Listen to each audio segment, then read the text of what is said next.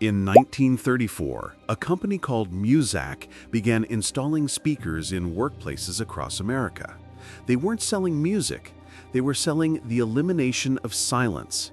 For the next 50 years, Muzak convinced businesses that quiet was dangerous, unproductive, and psychologically harmful to workers. They created programs with names like stimulus progression that claimed to scientifically boost productivity by filling every moment with sound.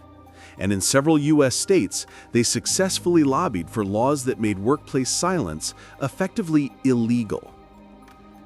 The story begins with George Owen Squire, a U.S. Army general who invented a technology for transmitting music over electrical wires. In 1922, he patents the system and names his company Muzak, combining music with the brand name Kodak to suggest technological innovation. Initially, Muzak targets homes, offering piped-in music as an alternative to radio. But the home market proves disappointing. People want to choose their own music, not have it selected for them. So, Muzak pivots to a different strategy. They target businesses. And they develop a pitch that changes everything. Silence, they claim, is not neutral. Silence is harmful. According to Muzak's marketing materials, workers in quiet environments experience decreased morale, reduced efficiency, and psychological distress. The solution is continuous audio atmosphere, carefully programmed to maintain optimal productivity throughout the workday. Muzak hires industrial psychologists to create stimulus progression, a system that structures music in 15-minute cycles designed to counteract the natural fatigue workers experience during the day. The morning programs use slower, simpler arrangements. As lunch approaches and energy drops, the tempo increases and instrumentation becomes more complex.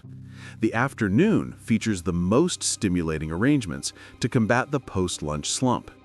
Every song is stripped of lyrics and reorchestrated to maintain consistent stimulus without demanding attention. The pitch works. By 1940, Muzak has installed systems in factories, offices, and restaurants across the country.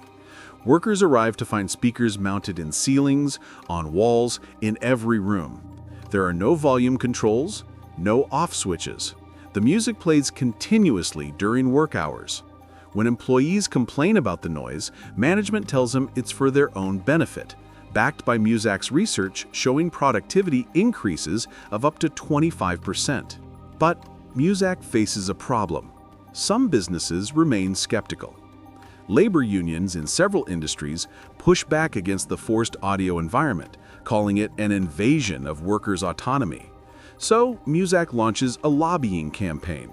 They fund studies, publish white papers, and work with business associations to promote workplace audio as an industrial standard. And in 3 states, they achieve something remarkable.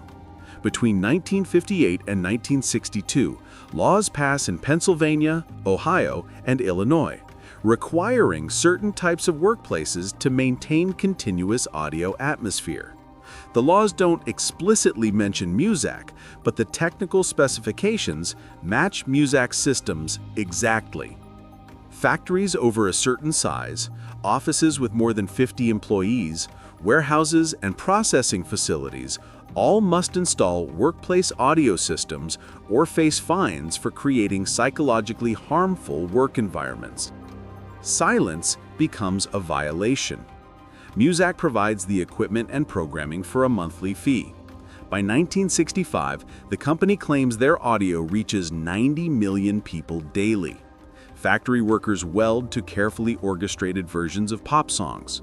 Secretaries type to instrumental arrangements of show tunes. Warehouse employees load trucks to tempo-controlled musical stimulus. The sound is everywhere, unescapable, and legally mandated in multiple states. Workers develop coping strategies. Some stuff cotton in their ears and hope supervisors don't notice. Others learn to mentally tune out the sound, though studies later show this cognitive effort itself reduces productivity. Union negotiations in the automotive industry specifically address the audio issue. But management refuses to compromise, citing the state laws requiring workplace audio. Not everyone surrenders. In 1966, a machinist in Cleveland named Walter Reuther files a suit against his employer, claiming the forced audio environment constitutes an occupational health hazard. His lawsuit argues that 8 hours of continuous music causes hearing damage and psychological stress. The case makes it to state court. Muzak sends lawyers and expert witnesses to defend not just the company, but the entire concept of workplace audio control. The court rules against Reuther. The judge cites the state law requiring workplace audio and Muzak's research showing productivity benefits. Silence, the ruling states, is not a right. Throughout the 70s, Muzak expands beyond factories and offices. Elevators become famous for Muzak's presence, though the company actually entered that market relatively late. Shopping malls install comprehensive audio systems. Supermarkets pipe in tempo-controlled music designed to influence shopping pace. Muzak even develops specific programs for different times of day. Slower music during peak shopping hours to prevent crowding, faster tempo during slow periods to encourage quick decisions.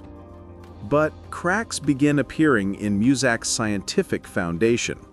Independent researchers studying workplace environments find that forced audio actually decreases productivity in tasks requiring concentration. A 1978 study at Cornell University shows that workers in quiet offices make fewer errors and complete complex tasks faster than those in Muzak-equipped spaces. The findings contradict everything Muzak has claimed for decades. The backlash builds slowly. Workers begin filing disability accommodations requesting quiet work environments. Some cite hearing sensitivity, others claim the constant audio triggers anxiety or migraines. Employers faced with accommodation requirements under new disability laws must choose between state audio mandates and federal disability protections. Muzak fights every exemption, warning that silence will spread and destroy the productivity benefits they've installed. By the mid-80s, the evidence against forced workplace audio becomes undeniable. Major studies confirm that audio interferes with concentration, increases stress hormones, and reduces job satisfaction. The American Psychological Association publishes findings directly contradicting Muzak's stimulus progression theory. Workers don't need external sound to maintain energy. They need autonomy to manage their own environment. The state laws requiring workplace audio quietly disappear through repeal or non-enforcement. Pennsylvania removes its requirement in 1984. Ohio follows in 1986. Illinois keeps the law on the books but stops enforcement after a series of lawsuits. Muzak's installed base remains, but new installations slow. The company tries rebranding, offering customizable programs and volume controls, but the fundamental model of forced audio consumption is dying. The final blow comes from technology. By the 1990s, personal audio devices allow workers to choose their own sound environments. A factory worker can wear headphones and select their own music or podcasts. An office employee can use earbuds and control their own audio experience. The monopoly Muzak held over workplace soundscapes fractures. In 2013, Muzak files for bankruptcy.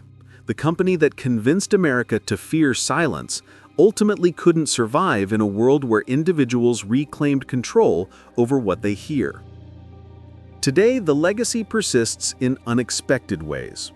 Open office plans blast music or white noise under the same productivity claims Muzak made decades ago. Retail stores carefully program audio to influence shopping behavior. Even silence itself has been commoditized, sold back to workers as premium amenities in noise-canceling headphones and quiet workspace rentals.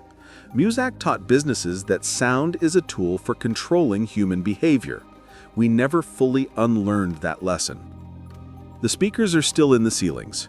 We just pretend we chose to listen.